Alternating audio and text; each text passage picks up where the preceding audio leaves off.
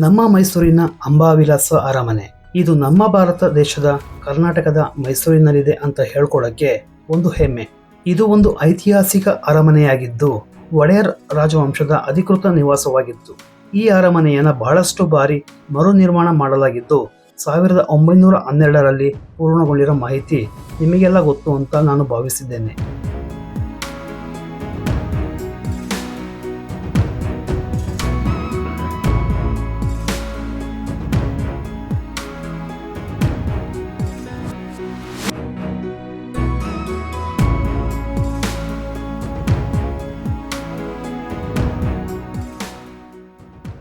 ಇವತ್ತಿನ ವಿಡಿಯೋದಲ್ಲಿ ಅರಮನೆಯ ಒಳಾಂಗಣದ ಸಂಪೂರ್ಣ ಮಾಹಿತಿಯನ್ನು ನಿಮಗೆ ಕೊಡ್ತೀನಿ.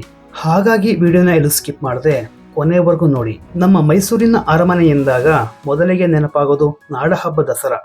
ನವರಾತ್ರಿಯ ದಿನಗಳಲ್ಲಿ ದೇವಿ ಚಾಮುಂಡೇಶ್ವರಿಯನ್ನ ನವ ಅವತಾರಗಳಲ್ಲಿ ಪೂಜಿಸಿ ಮತ್ತು ಆಯುಧಗಳನ್ನು ಪೂಜಿಸಿ 10ನೆಯ ದಿನದಂದು ದೇವಿ ಚಾಮುಂಡೇಶ್ವರಿಯನ್ನ ಅಂಬಾರಿಯ ಮೂಲಕ ನಗರದ ಮುಖ್ಯ ರಸ್ತೆಗಳಲ್ಲಿ ಮೆರವಣಿಗೆಯನ್ನ ಮಾಡಿ ಬನ್ನಿ ಮಂಟಪದಲ್ಲಿ ಮುಕ್ತಾಯಗೊಳ್ಳುತ್ತೆ. ಇಂತಹ ಅದ್ಭುತವನ್ನು ಕಣ್ತುಂಬಿಕೊಳ್ಳೋಕೆ ಮೈಸೂರು ನಗರವನ್ನ ಹೊರತುಪಡಿಸಿ ಹೊರ ರಾಜ್ಯಗಳಿಂದ ಬಹಳಷ್ಟು ಪ್ರವಾಸಿಗರು ಸಾಕ್ಷಿಯಾಗುತ್ತಾರೆ. ಇಲ್ಲಿ ಪಾದರಕ್ಷೆಯನ್ನು ಹೊರಗಡೆ ಬಿಟ್ಟು ಅರಮನೆಯನ್ನ ಪ್ರವೇಶ ಮಾಡಬೇಕಾಗುತ್ತೆ.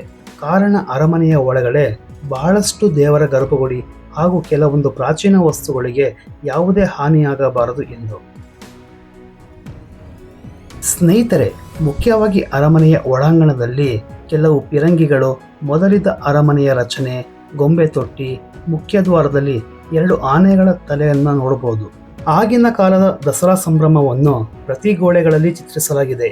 ಇದರ ಜೊತೆ ರಾಜಮನೆತನಕ್ಕೆ ಸೇರಿದಂತಹ ಕೆಲವರ ಭಾವಚಿತ್ರಗಳ ಜೊತೆಗೆ ರಾಜ ರವಿವರ್ಮ ಅವರ ಕೊನೆಯ ಚಿತ್ರವನ್ನು ಸಹ ಇಲ್ಲಿ ನೋಡಬಹುದು. ಹಾಗೆ ಮುಂದೆ ಹೋದ್ರೆ ದರ್ಬಾರ್ ಹಾಲ್ ಕೂಡ ನೋಡಬಹುದು. ಮೈಸೂರನ್ನು ಸಾಮಾನ್ಯವಾಗಿ ಅರಮನೆಗಳ ನಗರ ಎಂದು ಪ್ರಸಿದ್ಧವಾಗಿದ್ದು ಇದು ಸೇರಿದಂತೆ ಒಟ್ಟು 7 ಅರಮನೆಗಳನ್ನ ನೋಡಬಹುದು. ಅದರಲ್ಲಿ ಮುಖ್ಯವಾಗಿ ಅಂಬಾವಿಲಾಸ ಅರಮನೆ 72 ಎಕರೆಗಳಲ್ಲಿ 4 ಎಕರೆಗಳಷ್ಟು ನಿರ್ಮಾಣವಾದ ಈ ಅರಮನೆ ನಮ್ಮ ಮೈಸೂರಿನಲ್ಲಿ ತಲೆ ಎತ್ತಿ ನಿಂತಿರೋದು ನಮ್ಮ ಹೆಮ್ಮೆ. ಮೈಸೂರು ಅರಮನೆಯು ಭಾರತದ ಅತ್ಯಂತ ಪ್ರಸಿದ್ಧ ಪ್ರವಾಸಿ ಆಕರ್ಷಣೆಗಳಲ್ಲಿ ಒಂದಾಗಿದ್ದು 2014ರ ಹೊತ್ತಿಗೆ ಪ್ರತಿ ವರ್ಷ 3 ಮಿಲಿಯನ್ಗಿಂತಲೂ ಹೆಚ್ಚು ಪ್ರವಾಸಿಗರು ಭೇಟಿ ನೀಡುತ್ತಾರೆ ಎಂಬ ಮಾಹಿತಿ ಕೂಡ ಇದೆ. ಸ್ನೇಹಿತರೆ, ಪ್ರತಿಯೊಂದು ಗೋಡೆಗಳಲ್ಲೂ ವಿಧ ವಿಧವಾದ ಮೊದಲ ದಸರಾ ಉತ್ಸವದ ಮೆರವಣಿಗೆಯ ಕಲಾಚಿತ್ರಗಳನ್ನ ನೋಡಬಹುದು.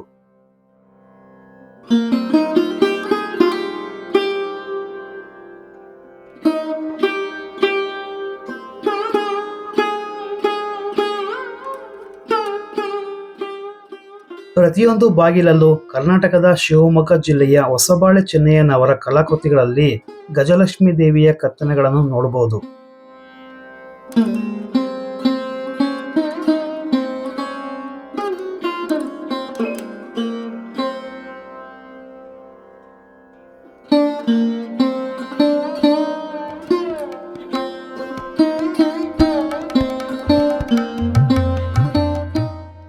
ನಮ್ಮ ಮೈಸೂರು ಅರಮನೆಯ ಬಹುಮುಖ್ಯ ಆಕರ್ಷಣೆಗಳಲ್ಲಿ ಒಂದಾದ ಅಷ್ಟಕೋನಾಕೃತಿ ಸ್ತಂಭಗಳನ್ನ ಕೂಡ ನೋಡಬಹುದು.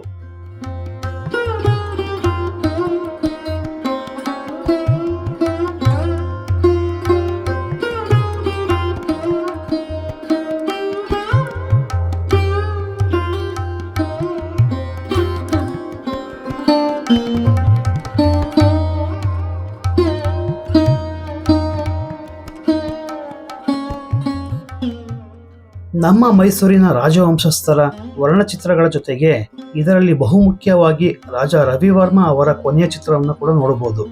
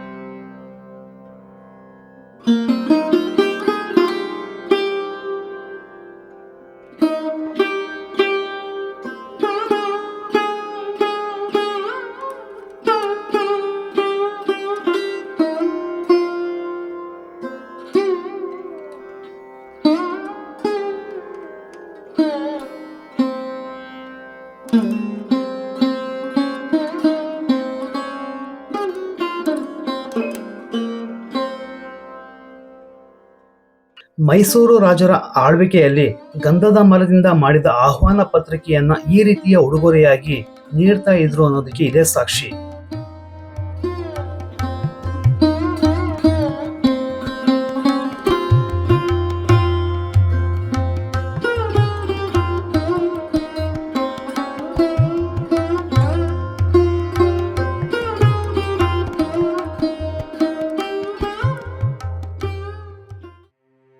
ಸ್ನೇಹಿತರೆ, ಮೈಸೂರಿನ ಮೊದಲ ಅರಮನೆಯನ್ನು 14ನೇ ಶತಮಾನದಲ್ಲಿ ಸಂಪೂರ್ಣವಾಗಿ ಮರದಿಂದ ನಿರ್ಮಿಸಲಾಗಿದ್ದು 1896ರಲ್ಲಿ ಚಾಮರಾಜ ಒಡೆಯರ್ ಅವರ ಹಿರಿಯ ಮಗಳು ಜಯಲಕ್ಷ್ಮಮ್ಮಣ್ಣಿ ಅವರ ವಿವಾಹದ ಸಮಯದಲ್ಲಿ ಬೆಂಕಿ ಹತ್ತಿಕೊಂಡು ಸುಟ್ಟು ಹೋಗಿತ್ತು. 1897ರಿಂದ 15 ವರ್ಷಗಳ ಕಾಲ ನಾಲ್ವಡಿ ಕೃಷ್ಣರಾಜ ಒಡೆಯರ್ ಅವರ ಆಳ್ವಿಕೆಯಲ್ಲಿ ಮರು ನಿರ್ಮಾಣ ಮಾಡಲಾಗುತ್ತೆ.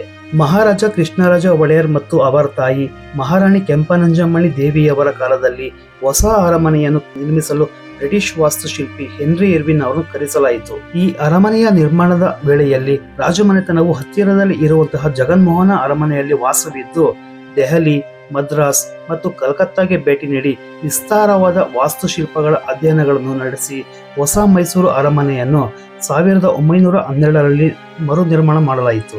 ಅಂದಿನ ಕಾಲದಲ್ಲಿ ಅರಮನೆಯ ನಿರ್ಮಾಣದ ಒಟ್ಟು ಖರ್ಚು 41,47,913 ರೂಪಾಯಿಗಳು.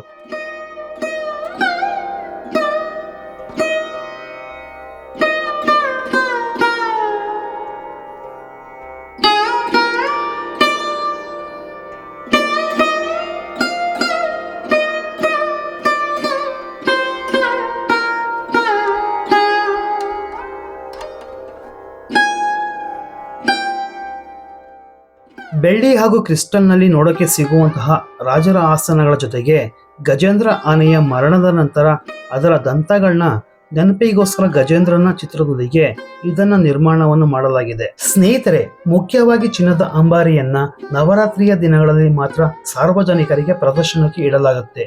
ಅದರ ಒಟ್ಟು ತೂಕ 750 kgಯಲ್ಲಿ 80 kg ಚಿನ್ನ ಮಿಶ್ರಿತವಾದ ಅಂಬಾರಿಯನ್ನ ನಾವು ನೋಡಬಹುದು.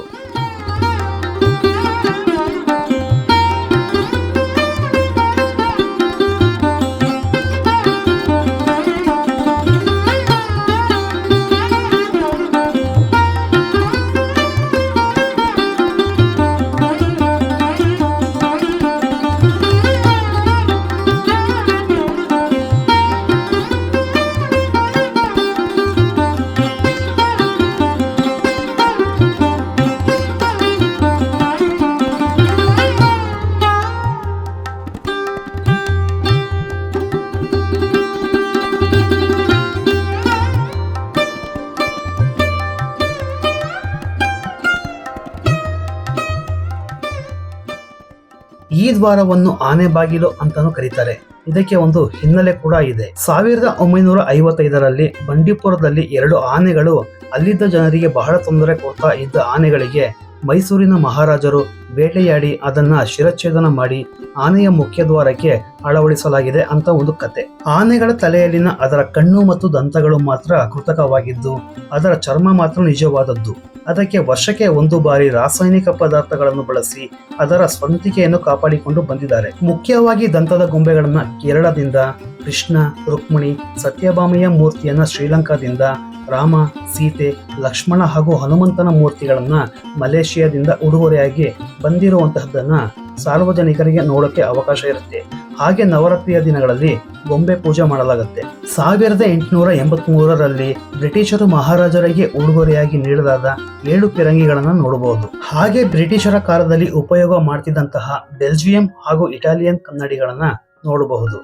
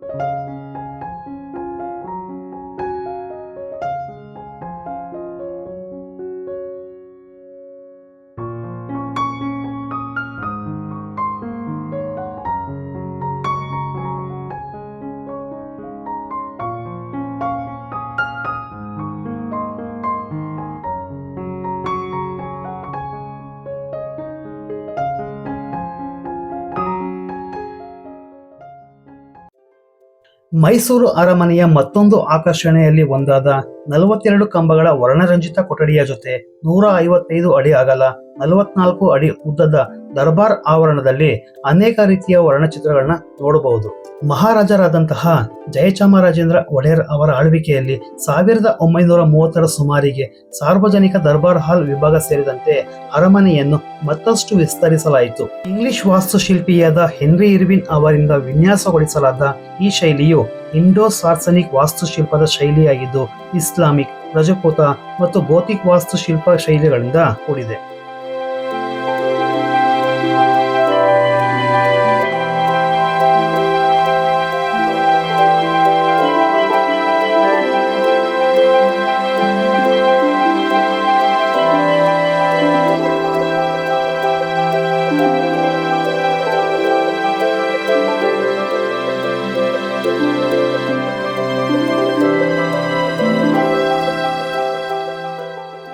ಮುಖ್ಯವಾಗಿ ಹೇಳಬೇಕು ಅಂದ್ರೆ ಸ್ನೇಹಿತರೆ, ಈ ಅರಮನೆಯಲ್ಲಿ ನೇಪಾಳದ ಕಂಡಕ್ಕಿ ನದಿಯಲ್ಲಿ ದೊರೆತಂತಹ 450 ಸಾಲಿಗ್ರಾಮಗಳಿಂದ ಮಾಡಲ್ಪಟ್ಟ 6 ಅಡಿ ಎತ್ತರದ ಆತ್ಮವಿಲಾಸ ಗಣಪತಿಯ ಗರ್ಭಗುಡಿಯನ್ನ ನಿರ್ಮಾಣ ಮಾಡಿದ್ದಾರೆ. ಆದರೆ ಅದನ್ನ ಸಾರ್ವಜನಿಕ ದರ್ಶನಕ್ಕೆ ಅವಕಾಶ ಇರೋದಿಲ್ಲ.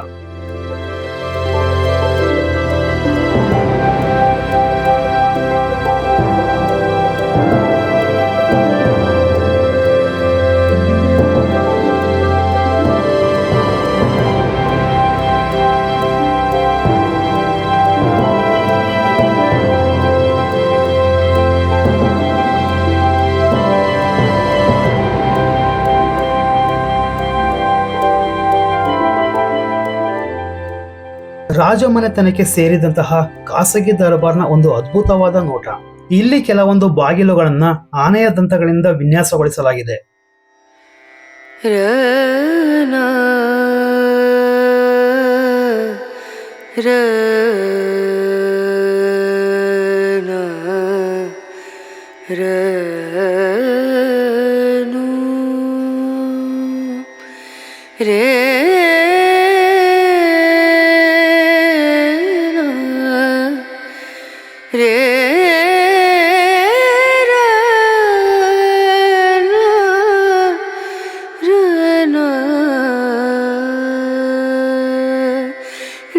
नजरिया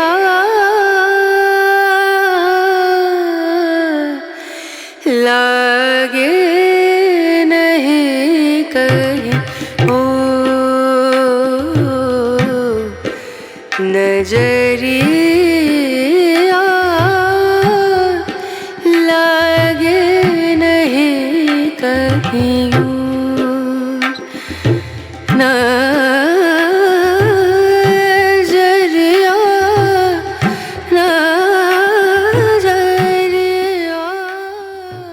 ಸ್ನೇಹಿತರೆ, ಮೈಸೂರು ದಸರಾ ಜಂಬೂ ಸವಾರಿಯ ಆನೆಗಳ ಆಭರಣಗಳನ್ನ ನೋಡಬಹುದು. ಇದಷ್ಟೇ ಅಲ್ಲದೆ ಅರಮನೆಯ ಸುತ್ತ ಬಹಳಷ್ಟು ದೇವಾಲಯಗಳು ಕೂಡ ಇವೆ.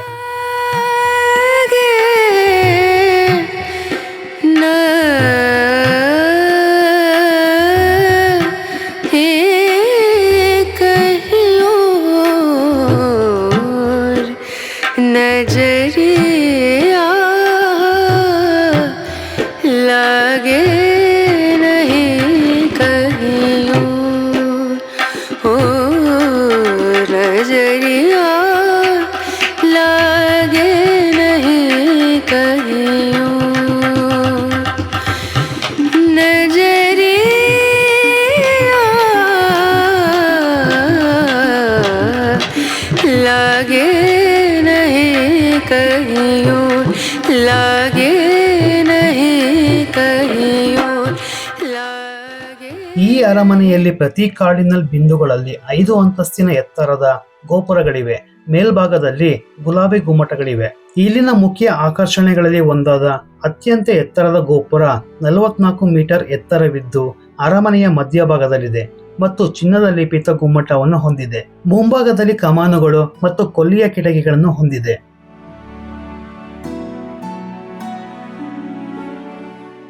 ಈ ಅರಮನೆಯ ಮುಖ್ಯ ಮಾರ್ಗಗಳ 2 ಬದಿಗಳಲ್ಲಿ ಬ್ರಿಟಿಷ್ ಶಿಲ್ಪಿ ರಾಬರ್ಟ್ ವಿಲಿಯಂ ಕೋಲ್ಟನ್ ಕೆತ್ತಿದ ಕಂಚಿನ ಹುಲಿಗಳಿವೆ.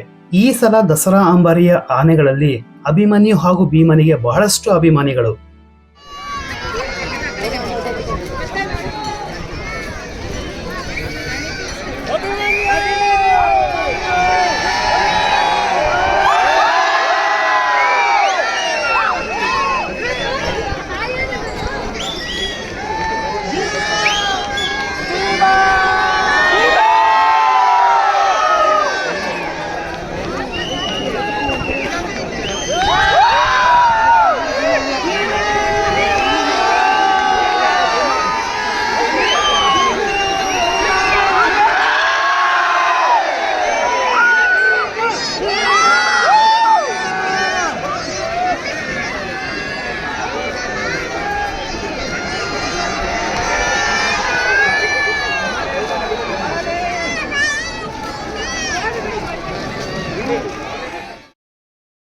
ಅರಮನೆಯ ಸುತ್ತ ಉದ್ಯಾನಗಳಿಂದ ಆವೃತವಾಗಿದ್ದು ಇದು 4 ಪ್ರವೇಶ ದ್ವಾರಗಳನ್ನು ಹೊಂದಿದೆ.